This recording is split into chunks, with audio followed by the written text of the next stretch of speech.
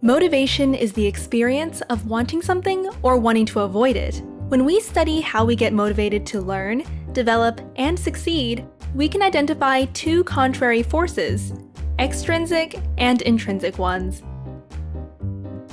On the one hand, we want to belong, desire to be loved, and seek to get the attention we think we deserve. We are motivated extrinsically by rewards in order to progress socially. On the other hand, we strive to explore things that are satisfying in themselves, disregarding rewards. We are motivated intrinsically by a natural curiosity which we follow because it feels right. The opinions of others don't matter. To understand why we probably need a good mix of both, let's imagine two 4-year-old children. Both grow up in families that want only the best for their kids, but have completely opposing views on how to motivate them to succeed. Tom's parents believe that all their boy needs is love. To not undermine his intrinsic interests, they never praise him or use rewards. Eventually, they decide not to give him any feedback at all, fearing it could corrupt his free mind. Over the years, Tom develops an immense capacity to imagine, spending most of his time playing by himself. By being allowed to follow his passions, he learns what he likes and what he doesn't. But Tom doesn't learn what others expect and gets easily irritated when asked to do something in a particular way. Mira's parents believe that their precious little girl needs clear rules about what's good and what's not. They see it as their duty to help Mira learn by providing precise and actionable feedback on all aspects of her young life. Mira spends her days in preschool, music, and ballet lessons. Over the years, she gets exceptionally good at the things that please the adults around her.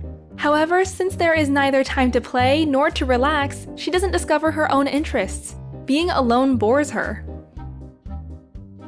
At 14, Tom is independent and begins writing science fiction. He realizes that he isn't quite like his friends and spends most of his time at the library. When he shares his writing, others can't quite relate. At the same age, Mira is at the top of her class and has plenty of friends and admirers. She knows what is expected of her and makes sure to meet those expectations. Sometimes the pressure becomes unbearable, although that's her secret.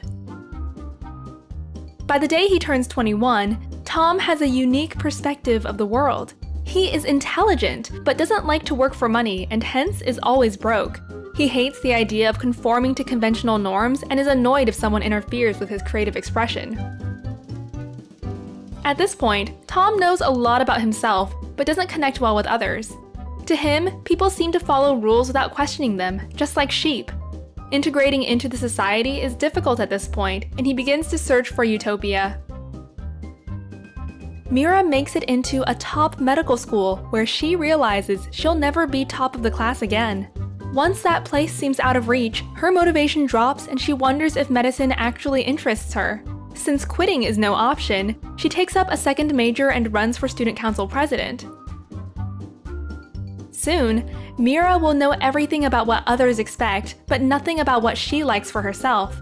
All her life, she has just listened, driven by external feedback loops. At this point, she's almost lost the ability to question the norms of the society she grew up in. Listening to our heart can tell us who we are, but not how to be happy among others. Listening to others can motivate us to be a part of their world, but doesn't teach us if that world is ours. This is why it's probably good for the two to go together.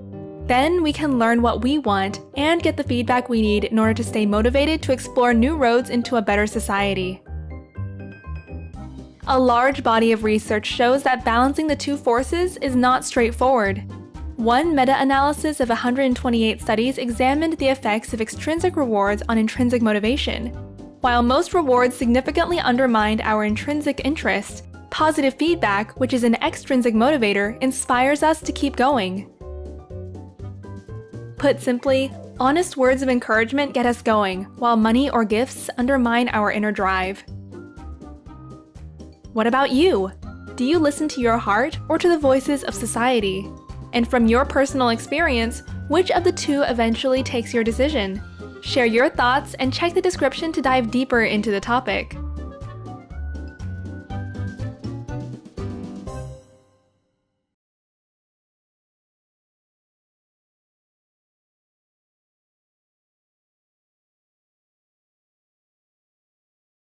Sprouts videos are published under the Creative Commons license. That means our videos are free and anyone can download, edit, and play them for personal use. And public schools, governments, and nonprofit organizations can also use them for training, online courses, or designing new curriculums. To help us stay independent and support our work, you can join our patrons and contribute. Just visit patreon.com/sprouts. Even $1 can make a difference.